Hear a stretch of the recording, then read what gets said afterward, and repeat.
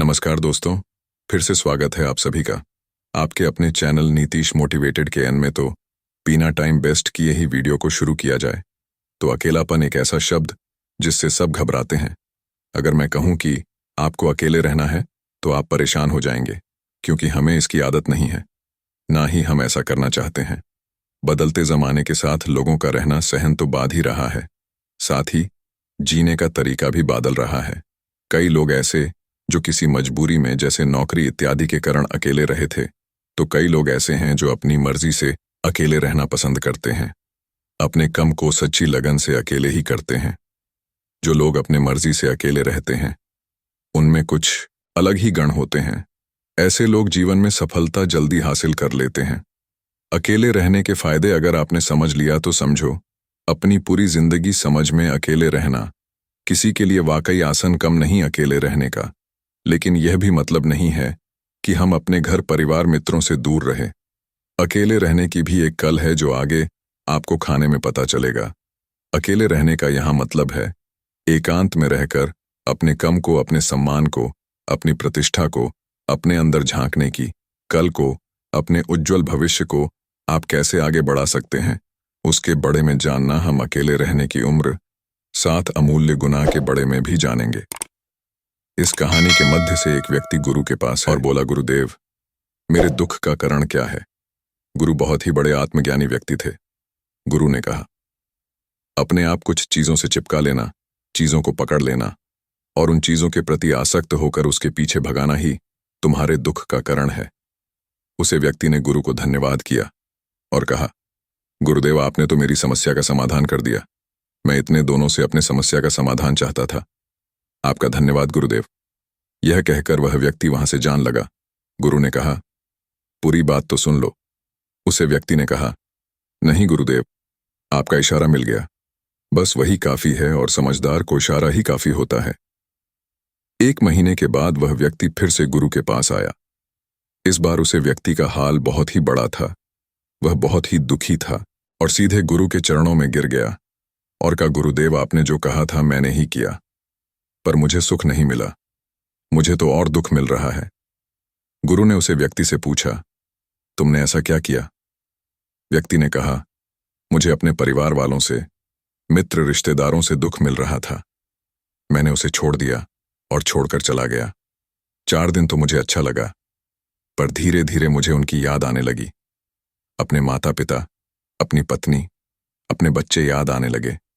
रिश्तेदार, यहां तक कि अपने शत्रु भी मुझे याद आने लगे। इतना दुखी तो मैं उनके पास रहकर भी नहीं था जितना मैं उनसे दूर होकर हो गया। इसलिए आज मैं वापस घर जाने के लिए निकाला था और आपके पास आप पहुंच।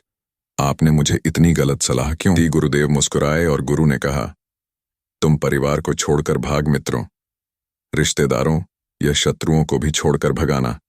पर यह तुम्हारी गलत फहमी थी कि तुम छोड़कर भाग रहे हो। वास्तव में तो तुम उन्हें लेकर भाग रहे थे। व्यक्ति ने कहा, पर गुरुदेव, मैं तो किसी को अपने साथ नहीं लाया। घरों ने कहा, जो चीज हमें दुख देती है वह कहानी बाहर नहीं होती। यहां तक कि जो हमें सुख देती है वह भी बाहर नहीं होती। ये सब परिवार वाले, रिश्तेदार, मित्र, शत्रु, ये सब कहाँ बसे हैं? ये सब हमारे माँ में बसे हैं।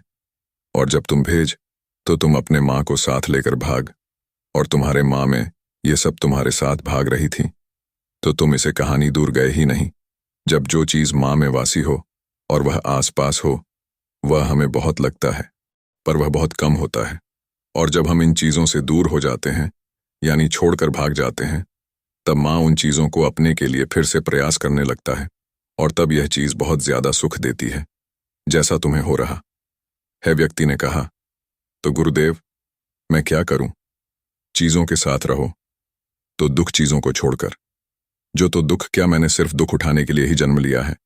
गुरु जोर से हंसी और कहा, यह बात बिल्कुल सत्य है। यहां सब सिर्फ दुख उठाने के लिए जन्म लेते हैं, पर यह भी सत्य है कि इन दुखों के पास सुख और उन सुख के पास दुख है, फिर सुख और फिर दुख है। जिन चीजों में हमें सुख नजर आता है वह दुख देते हैं, और जिन दुख नजर आता है सुख का कारण बन जाते हैं। उसे व्यक्ति ने कहा, गुरुदेव, क्या इस सुख दुख के मायाजाल से बाहर निकालने का कोई रास्ता नहीं है? गुरु ने कहा, रास्ता तो है, मगर तुम इसी दुनिया में रहना चाहते हो, इन सबके साथ रहना चाहते हो, तो तुम्हें एक कम करना होगा। तुम ऐसे ही रहो जैसे कि तुम इस दुनिया में अकेले हो। सबके साथ रहो पर अकेले रहो। व्यक्ति ने कहा, पर गुरुदेव यह कैसे हो सकता है गुरु? उसे व्यक्ति को एक जगह पर ले गए जहां है कि मेला लगा हुआ था। वह बहुत भीड़ थी। गुरु ने हो क्या? व्यक्ति ने कहा, नहीं, यहां तो कोई भी मेरी जान पहचान का नहीं है। गुरु ने कहा, क्या तुम यहां अकेले हो? व्यक्ति बोला, हां गुरुदेव, बिल्कुल अकेला। उन्होंने कहा, नहीं, तुम्हारे मां में कुछ चल रहा है, तुम अकेले नहीं हो। व्यक्ति ने कहा, हां, मैं जल्दी से जल्दी अपने घर जाना चाहता हूं, अपनी पत्नी से, अपने बच्चों से, अपने माता पिता से मिलन चाहता, अपने मित्रों से मिलन चाहता हूं, वही मेरे मां में चल रहा है। गुरु ने कहा, अब यह सब भूल कर आंखें बैंड कर लो और अपना ध्यान यहां होने वाली आवाजों पर लगा दो।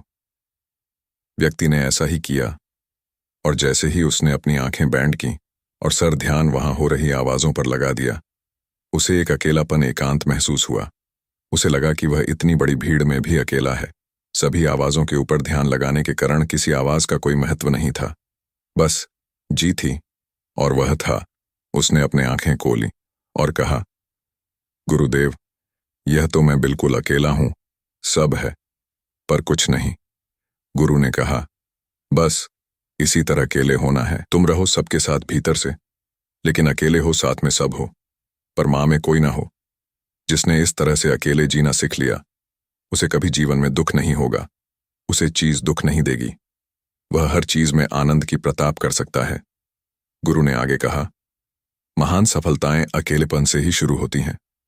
अकेलापन ही हमें उनसे मिलता है। अपने अकेलेपन को नकारात्मक मत समझना, बल्कि उसे एकांत समझकर खुद को जन का प्रयास करो। जब तुम्हें एकांत पसंद आने लगे तो समझो तुम्हारा वास्तविक वजूद तुमसे मिलन चाहता है। इसलिए अपने एकांत प्रेम का सम्मान करो।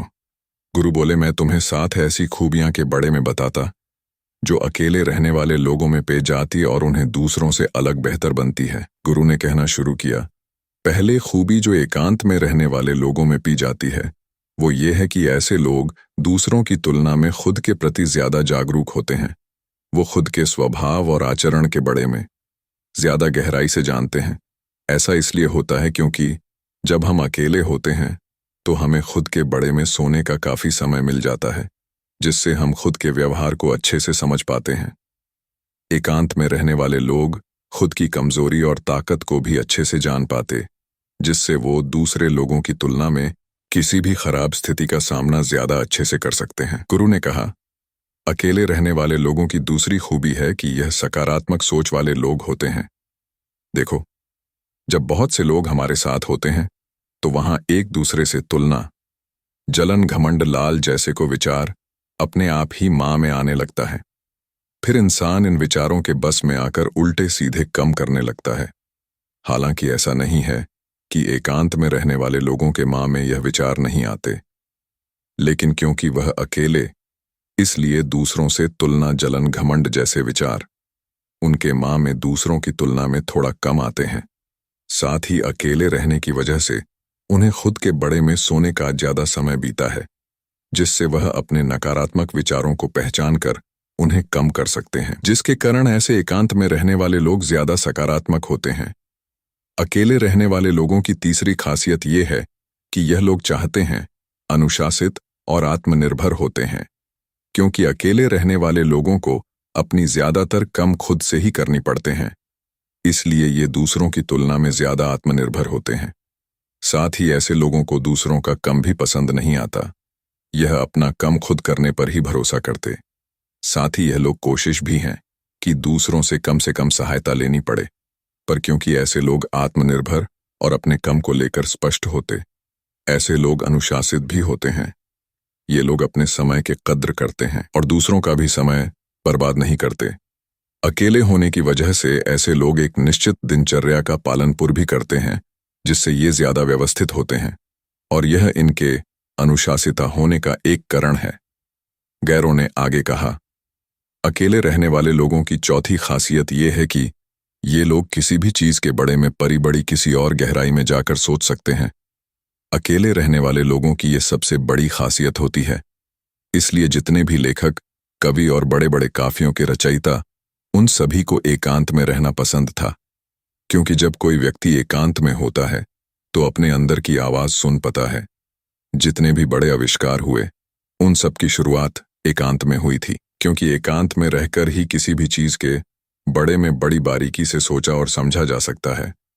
गुरु ने कहा, एकांत में रहने वाले लोगों की पांचवी खूबी है कि इनका व्यक्तित्व सबसे अलग हटकर होता है।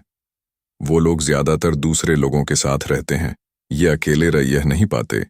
वो कितनी भी कोशिश करें, लेकिन जान अनजाने में सही, लेकिन दूसरे के व्यक्तित्व का कुछ हिस्सा उनके अंदर ए ही जाता है। दूसरों क्या देते ही जाते हैं, जिससे उनके व्यक्तित्व में वह निर्लापन नहीं ए पता।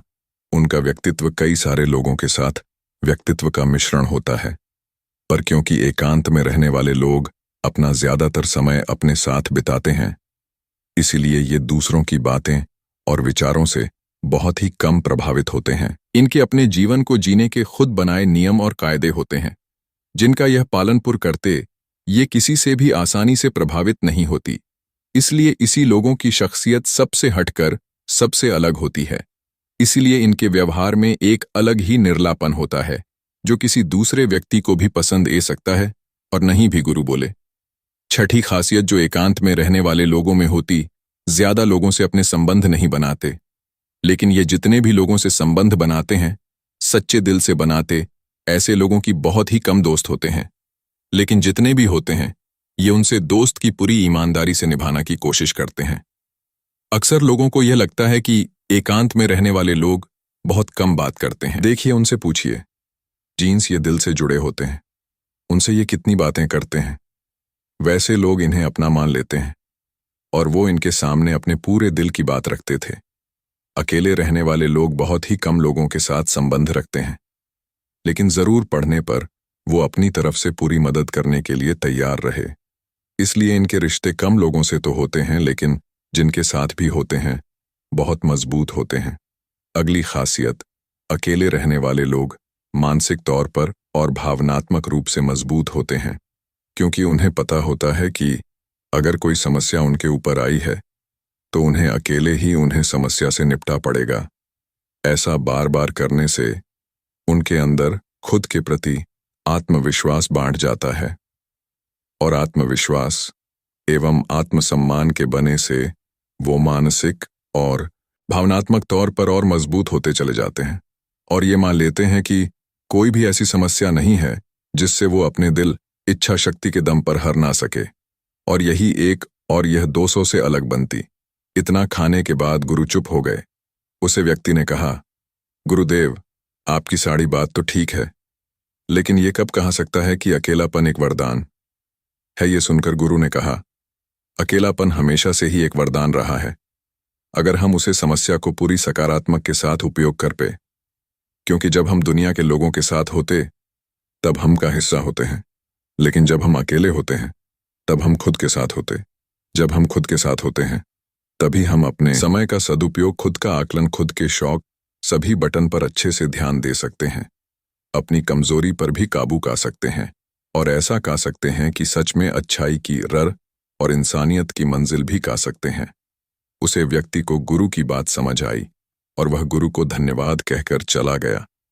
जिन चीजों को हम पन चाहते हैं वो तब तक हमें दुख देती है जब तक कि हम उसे पन्ने, जब हम उसे का लेते तब वह फिर से हमें दुख देती है कि हमसे छट ना जाए, और जब वह हमसे छट जाती है तो फिर से हमें दुख देती है। उसके जान का दुख तो बहुत गहरा होता है। जीवन भर हम एक चीज को पढ़ते हैं, फिर दूसरी चीज को पढ़ते हैं, तीसरी चीज को पढ़ते हैं, पीछे की चीजों को करते रहते हैं। इसी तरह हम सुख तीसरी चीज को पढ़ते हैं और पीछे की चीजों को विदा करते रहते हैं। इसी तरह हम सुख पढ़ते हुए दुख को पढ़ते चलते हैं। पर जी, व्यक्ति ने अकेले रहना सीख लिया।